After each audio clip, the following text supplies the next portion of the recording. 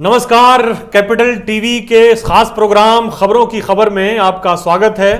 आज हम बात करेंगे झारखंड चुनाव में ओवैसी के प्रदर्शन के ऊपर और इस प्रदर्शन को लेकर जो ओवैसी की पार्टी का जो झारखंड में जो हालत बनी उसको लेकर और देश के जो दो राज्य हैं, खासतौर पे बिहार और बंगाल जहां पे चुनाव होने वाले हैं, उन पर क्या असर पड़ने वाला है, खासतौर पे बंगाल पे क्या असर पड़ने वाला है। क्योंकि बंगाल में आपको याद होगा कि ममता बनर्जी ने कुछ दिनों पहले ही असदुद्दीन ओवैसी के ऊपर एक अटैक किया था। उन्होंने कहा था कि हैदराबाद से कुछ लोग बंगाल में आकर यहां पे रैलियां करते हैं और यहां कट्टरपंथ को बढ़ावा देते हैं मुसलमानों के अंदर।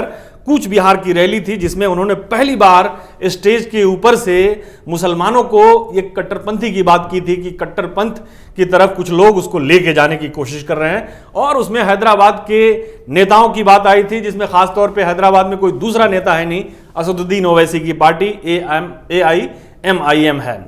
तो इसको लेकर असदुद्दीन ओवैसी ने भी उनके ऊपर काफी तीखे हमले करे, लेकिन उस पर बाद में चर्चा करेंगे। पहले हम बात करते हैं कि झारखंड चुनाव में जो सेकुलर गठबंधन था, जिसको महागठबंधन का नाम दिया गया था, कांग्रेस, आरजेडी और JMM का गठबंधन, उसको काफी परेशानी थी असदुद्दीन ओवैसी को के लेकर। असदुद्दीन ओवैसी की रैलियों में बड़ी भीड़ जमा हो रही थी, उनको उनके समर्थक जो है काफी जुट रहे थे और काफी जोश और उत्साह दिख रहा था। लेकिन क्या वहां झारखंड में वो वोट में तब्दील हुए, ट्रांसलेट हुआ क्या? वोट का जो नतीजा आया उसको देखते हुए लगता है कि ओवैसी की रैलियों में जो भीड़ इकट्ठा हो रही थी वो वोट में तब्दील नहीं हो पाई। उनको 2-3 जगहों पे अच्छी खासी वोट जरूर मिली, लेकिन इतनी नहीं मिली कि उनका उम्मीदवार कामयाब हो जाए या वो नतीजे को प्रभावित कर सकें। ओवैसी के ऊपर आमतौर पे ये इल्जाम ये लगता है कि वो एक वोट कटवा हैं, जो सेकुलर वोट है, सेकुलर पार्टियां, जो सो कॉल्ड सेकुलर पार्टियां हैं, वो उनके ऊपर इल्जाम लगाती हैं कि वो वोट कटवा हैं। महाराष्ट्र में उनके ऊपर ये इल्जाम लगा शरद चुनाव प्रचार के दौरान, शरद पवार और जो NCP और कांग्रेस का गठबंधन था वहां पे, उसकी तरफ से उनके ऊपर ये हमले हुए कि ये जो है मुस्लिम वोटों को बांट रहे हैं। मुस्लिम वोट तो नहीं, लेकिन कहते हैं सेकुलर वोट को बांट रहे हैं। सेकुलर वोट का मतलब होता है मुस्लिम वोट, तो मुस्लिम वोटों को बांट रहे हैं और जिसकी वजह से भारतीय जनता पार्टी और शिवसेना की गठबंधन को फायदा होगा। हालांकि महाराष्ट्र के अंदर असदुद्दीन ओवैसी की पार्टी 2 सीटें जीतने में कामयाब हो गई और लोकसभा चुनाव में भी उन्होंने जो गठबंधन किया और एक तरह का एक सामाजिक समीकरण बनाने की कोशिश की अपनी तरफ से, उन्होंने दलित मुस्लिम समीकरण, जिसमें उनको कामयाबी मिली और एक लोकसभा का उम्मीदवार भी वहां से उनका जीत कर गया महाराष्ट्र से। बिहार में उन्होंने एक उम्मीदवार, उनका अभी बाई इलेक्शन हुआ था किशनगंज के अंदर, जो किशनगंज मुस्लिम बहुल एरिया है, वहां से उनका एक उम्मीदवार जो है वो जीतकर विधानसभा में बाई इलेक्शन में पहुंचा। तो ये थोड़ी बहुत उनको छोटी मोटी कामयाबियां जो मिल रही थी, इसको लेकर काफी बेचैनी थी, हलचल थी झारखंड के अंदर। और ये माना जा रहा था कि ये बड़ा सेंध लगाने वाले हैं झारखंड के अंदर, मुस्लिम वोटों के अंदर। झारखंड में आपको बता दें कि 14% के करीब झारखंड में मुसलमानों की आबादी है, तो 14% वोटर्स भी हैं और कई इलाके ऐसे हैं कि जहां पे मुस्लिम वोटरों की संख्या जो है वो 30 से 20% के बीच में है। ऐसे 10-12 कंस्टिट्यूएंसीज हैं कि जहां पे मुसलमानों की आबादी 20 से 30% के करीब है और बाकी इलाकों में भी जो छिटके फुटके हैं उसमें भी मुसलमानों की आबादी 10 से 12-13% के करीब है।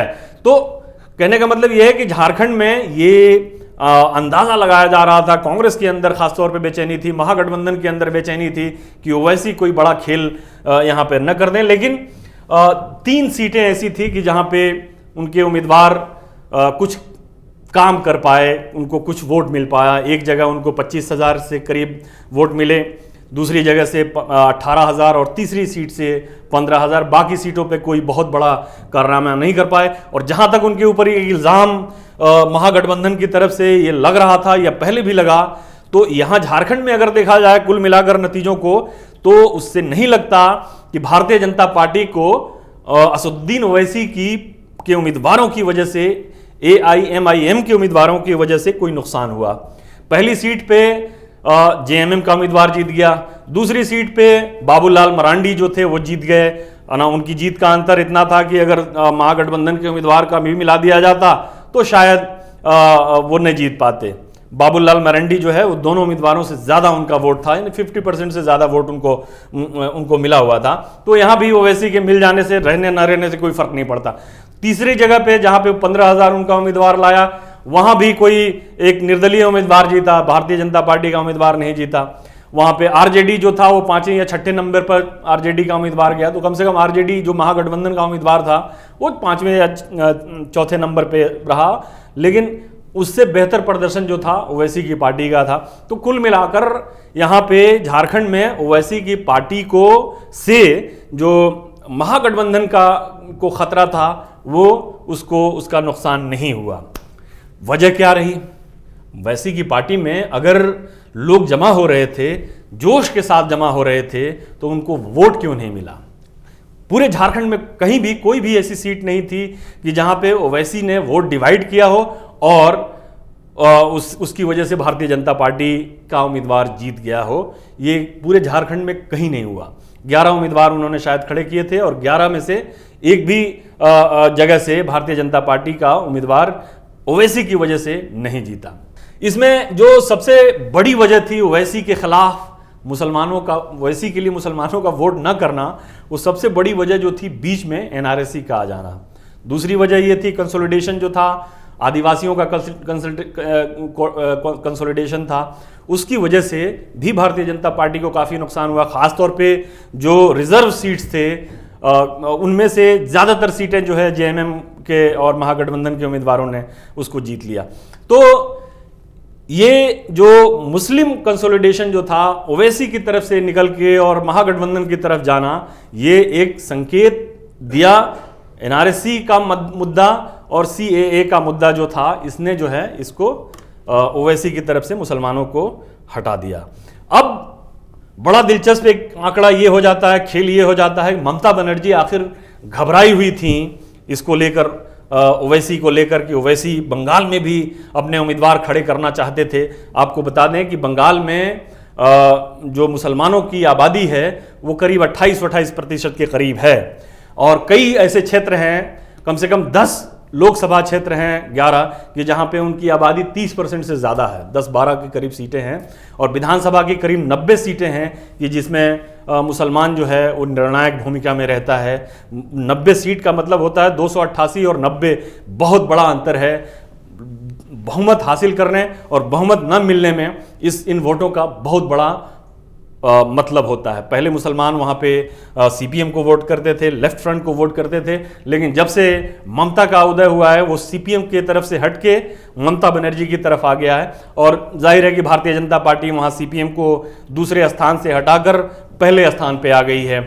तो वो एक तरह से, और जो बंगाल के अंदर काफ़ी मालदा उल्दा में जो मुसलमानों के जो मुस्लिम बहुल एरिया हैं वहाँ पे काफ़ी हिंसा उंसा हुई, उसको लेकर ममता बनर्जी ने एक तरह से पहली बार वो असदुद्दीन ओवैसी की आड़ में ये मुस्लिम कट्टरवाद, मुस्लिम कट्टरपंथ के ऊपर हमला बोला था और उनको इस बात का डर है कि अगर ओवैसी जो है इसी तरह से अपने जो मुस्लिम बहुल क्षेत्र हैं, खासतौर पे उत्तरी बंगाल का इलाका जो दिनाजपुर, वेस्ट दिनाजपुर, आपका मालदा और भी बहुत सारे जो दूसरे जो हैं मुर्शिदाबाद वगैरह के जो एरिया हैं, उसमें अगर अपना असर और रसूख कायम कर लिया तो फिर काफ़ी दिक्कत हो जाएगी। लेकिन इस बीच ममता के लिए खुशी की बात यह है कि झारखंड में ओवैसी की नहीं चली और नहीं चलने की वजह जाहिर है कि सीएए और एनआरसी जो है बीच में आ जाना चुनाव के, ये एक बड़ा फैक्टर हुआ।